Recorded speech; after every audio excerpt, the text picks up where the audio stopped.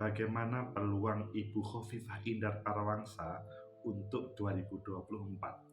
Apakah yang tepat beliau menjadi calon presiden, atau menjadi calon wakil presiden, atau tetap sebagai calon gubernur? Bagaimana menurut kalian? Menurut analisis saya,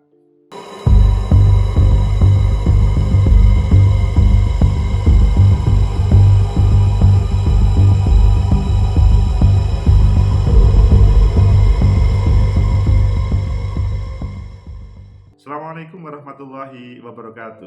Salam sejahtera untuk kita semuanya, saudara pecinta masa depan negeri.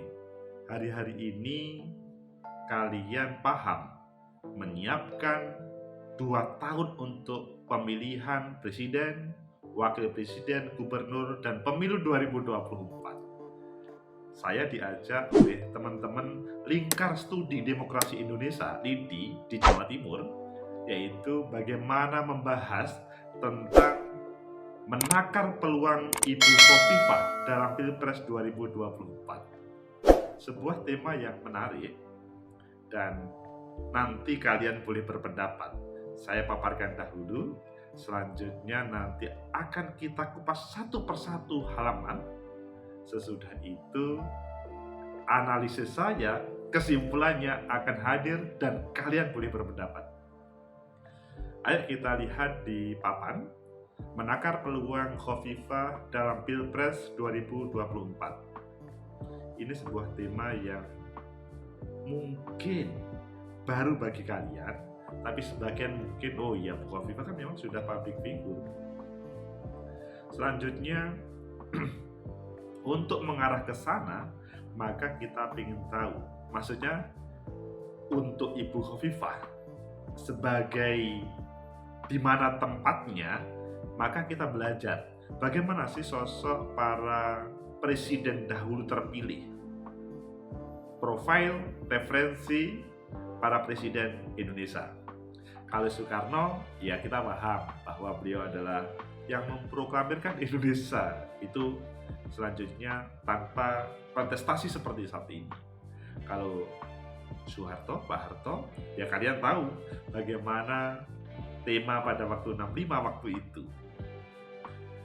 Nah, kalau ini agak serius. Gus Dur, Kiai Haji Abdurrahman Wahid, poros tengah. Kalian masih ingat kan pada waktu pemilu 99 yang menang adalah PDI Perjuangan, tetapi ini teman-teman aktivis muslim akhirnya membuat poros tengah. Bagaimana menampilkan sosok yang bisa dihadirkan sebagai presiden. Waktu itu ya Gus Dur, dan akhirnya poros tengah bisa mengantarkan Gus Dur menjadi presiden. Intinya kalau dalam kesempatan ini Bu Khofifah, ya bagaimana partai-partai itu berkoalisi. Ya ini kebetulan yang kita bahas Khofifah, ya nanti kita bahas yang lain. Kemudian yang kedua, Bu Megawati, proses CSI, sidang istimewa. Kalau ini agak berbeda kasusnya, maksudnya bukan pada proses kontestasi. Kemudian yang selanjutnya Pak SBY, Susilo Bambang Yudhoyono, beliau pada waktu itu adalah sosok Menteri Polhukam yang dikuyok-kuyok. Masih ingat kan bagaimana di berbagai media beliau ya seakan-akan menjadi orang yang sangat dikuyok-kuyok. Terhadap publik itu menjadi besar. Dan yang kalian paham, Pak SBY itu adalah figur yang besar, ganteng. Akhirnya ibu-ibu yang milihlah, akhirnya bisa mengantarkan beliau menjadi presiden di 2004 sampai di 2009 terpilih lagi, selesai di 2014. Maksudnya kalau berbicara Bu Khofifah, ya pada kesempatan ini belum ada tema dikuyok-kuyok, dan tentunya mempunyai tema yang lain. Ya nanti kita bahas selanjutnya. Yang selanjutnya adalah Pak Jokowi. Pak Jokowi itu adalah wali kota berprestasi dan mobil SMK. Ya mungkin kalian yang melihat prestasinya apa, tetapi waktu itu adalah diumumkan Pak Jokowi adalah wali kota yang berprestasi terhebat di dunia. Ya kalian mungkin tahu dari media, benar atau tidak silahkan dicari kebenarannya, tetapi di sisi lain ada mobil SMK. Bukovifa harus mempunyai, kalau misalkan meniru Pak Jokowi, maka harus mempunyai sesuatu yang ditampilkan. Dalam bahasa politik itu, ekonomi politik tentunya, mampu mengkapitalisasi sebuah program yang dahsyat. Pasti Bukovifa sudah menjalankan berbagai program, tetapi belum terlihat ada yang satu pun dikapitalisasi sehingga publik melihat Bukovifa belum seheboh pada waktu Pak Jokowi waktu itu. Pasti itu juga bisa dijalankan. Selanjutnya seperti apa? Nah, ini adalah profil referensi dari para calon presiden waktu itu. Bisa mengambil salah satu, tetapi harus ada perbedaan. Kalau memakai pola lama, pasti sudah diketahui oleh pemilih dan akan ditinggal oleh pemilih. Selanjutnya kita ke problem pemilu 2024. Ini adalah pemilu pertama yang dilaksanakan secara bersama. Pro dan kontra pada waktu 2019 relatif kemudian tidak terlalu menjadi acuan. Yang pasti berdasarkan rencana harus dilaksanakan, meskipun pada waktu 2019 itu ada evaluasi. Ya kita karena sudah keputusan kita ikuti aja. Kemudian berbicara PLT kepala daerah. PLT kepala daerah yang itu terjadi di banyak tempat, ada yang di tahun 2022, 2023 sangat beragam. Maka ayo, apakah itu bermanfaat dalam proses? Pasti. Seseorang pasti akan bisa memainkan, maksudnya bisa menjadikan itu sesuatu modal, sebuah modal dalam proses politik. Yang pasti bahwa Pak Jokowi sudah 2 periode, sampai hari ini belum ada sebuah keputusan dalam konstitusi kita untuk memperbolehkan sampai periode ketiga, kecuali ada yang sangat dahsyat, kemudian ada tema yang lain. Apalagi pada kemarin putusan Mahkamah Konstitusi, meskipun ada dissenting opinion, maka yang disampaikan, pengaduan yang disampaikan Pak Gatot Nurmantio gagal. Jadi 20 atau 25% suara itu akhirnya menjadi catatan, maksudnya syarat wajib. Ya, itu problem, tetapi kita harus jalani. COVID-19 belum selesai, ini adalah suasana pada di 2024 mungkin juga. Saya tampilkan gambaran seperti ini supaya bisa terjadi pada waktu 2024 masih ngeri, dan itu pasti kalau ngeri ada yang bermain dalam proses itu. Tetapi kalau kalian menyiapkan terkait dengan proses kontestasi ini, salah satunya pada kesempatan ini kan temanya menakar Bukovifa, maka malah menjadi sesuatu, menjadi sebuah potensi, peluang. Selanjutnya, bolehkah masyarakat menolak atau mempertanyakan, mungkinkah pemilu 2024 dilaksanakan karena kemarin ada sebuah usulan bagaimana pemilu diundur 2 tahun. Kalian pasti tahu siapa tokohnya, ada Caimin, dan kemudian direspon berbagai macam. Yang pasti sampai hari ini belum ada sebuah perubahan, kecuali harus dilaksanakan pada 2024. Modal Khofifah. Pertama, beliau adalah gubernur Jawa Timur yang kalau kita bandingkan dengan Pak Jokowi, ya lebih baguslah pada waktu 2014 bandingannya. Karena temanya beliau adalah waktu itu DKI Jakarta dibanding Jawa Timur itu kan pemilihnya banyak Jawa Timur. Tetapi Pak Jokowi pernah menjadi wali kota Bukovifa belum, maksudnya tidak, tetapi punya pengalaman yang lain. 2 kali kegagalan Bukovifa itu malah menjadi sebuah alat, maksudnya sebagai strategi, maksudnya mempunyai strategi yang tidak setiap orang mempunyai olahannya. Kedua, Ketum Muslimat dan sekarang di jajaran PBNU, itu modal yang luar biasa. Pengalaman menjadi menteri, kemudian pengalaman di P3, PKB, tim Jokowi. Intinya bahwa beliau, Bu Hovifah itu dilihat dari background saat ini dan dahulu itu ya tidak bisa diremehkan.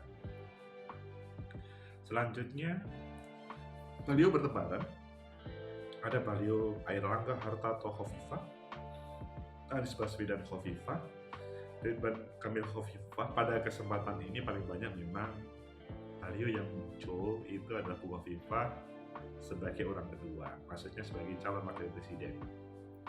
Ini menandakan bahwa Bu Hovifah adalah sebuah magnet dalam proses Pilpres 2024 meskipun bukan number one, capres.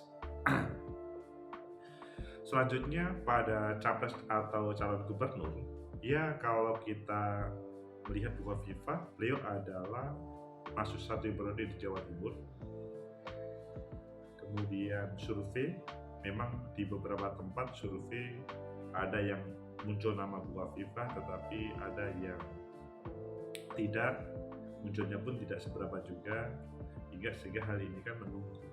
Tentunya pada kesempatan yang lain harus bersamaan harus memutuskan apakah capres, cawapres atau calon gubernur. Selanjutnya presiden atau wapres. Ini agak sudah menjurus. Bahwa Bu Hovifah itu mempunyai tema gender, maksudnya mungkin ada sebagian yang melihat ini adalah kekurangan beliau, tetapi orang melihat ini adalah kelebihan beliau. Tergantung bagaimana sebuah perspektif seseorang, masyarakat, taruhlah Indonesia melihat hal itu. Hanya pada sampai saat ini berbicara gender itu bukan sesuatu yang menjadi problem, tetapi kalau dilawan malahan bersemangat untuk membelanya, itu kelebihannya. Belum ada program yang berhasil dan menonjol. Ini bukan berarti Bu Hovifah belum mempunyai, tetapi belum ada yang dikapitalisasi sehingga tidak seperti taruhlah Pak Jokowi pada waktu itu mobil SMK. Meskipun mungkin kalian ada pro dan kontra tentang mobil SMK saat ini, tapi pada waktu itu yang bermodal mobil SMK itu menjadi sesuatu belusuan. Nah, pada waktu itu menjadi sesuatu. Itu tentunya bisa menjadi yang referensi untuk mengambil sebuah keputusan, sebuah program. Belum ada parpol yang deal. Kita melihat beberapa partai politik belum mendekati.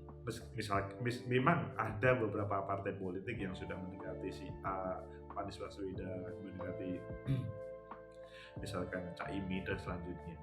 Untuk Bu Hovifah memang relatif ada, tapi pada posisi sebagai cawapres. Bagaimana tentang internal Nahdliyin?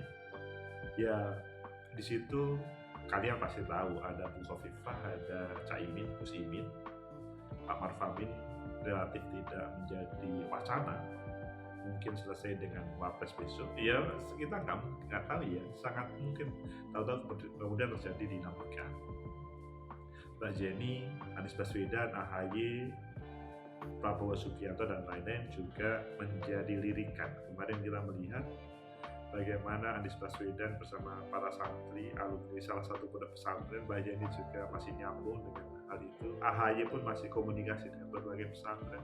Prabowo Subianto pun juga tidak ketinggalan terkait dengan berbagai pesantren yang ada. Nah, sekarang bagaimana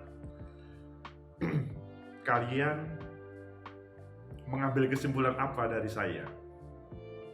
Jadi, menurut analisis saya dari paparan awal sampai akhir, Bu Hovifah bisa menjadi capres, bisa menjadi cawapres, bisa menjadi calon gubernur periode kedua.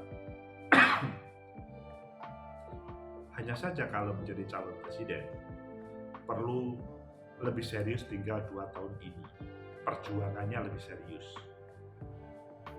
Maksudnya yang sementara ini partai-partai politik belum berkomunikasi yang bagus, maka bisa untuk bagaimana lebih mendalam, tentunya berdasarkan ya prestasi Bukoviva di Jawa Timur yang sudah dikapitalisasi.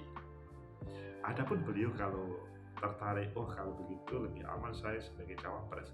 Sebagai cawapres itu kelihatannya lebih aman dibanding dengan Bukoviva, meskipun ini tidak menghalangi Bukoviva sebagai calon presiden. Mengapa? Karena cawapres di beberapa nama Bukoviva muncul dan menjadi sesuatu sebagai ketua muslimat, sebagai gubernur Jawa Timur yang pemilihnya luar biasa, sesuatu. Dan yang ketiga, kalau seandainya beliau udah kalau daripada rame-rame menjadi calon gubernur, itu juga bisa juga sih, ini pilihan yang terakhir. Jadi seandainya capres perjuangannya lebih, seandainya cawapres potensinya paling memungkinkan, meskipun tidak menutup sebagai capres, meskipun sebagai cawapres pun juga perjuangan juga perlu yang lebih serius. Yang ketiga terkait dengan calon gubernur, tentunya ini relatif bagaimana 2 tahun terakhir ini bisa lebih serius untuk menghadirkan program yang mampu dikapitalisasi. Berhasil itu biasa, lebih berhasil yang diketahui publik itu hal yang belum dirasakan oleh seseorang, baik kalian sebagai orang pemerhati atau kalian sebagai misalkan Bukoviva atau Anies Baswedan ataupun lainnya. Semoga bermanfaat, semoga menjadi pemahaman bagi kita bagaimana menakar Bukoviva pada Pilpres atau Pilek atau Pilek, Pilpres 2024 atau Pilgub 2024. Semoga bermanfaat. Like, subscribe, comment, and share. Sampai jumpa.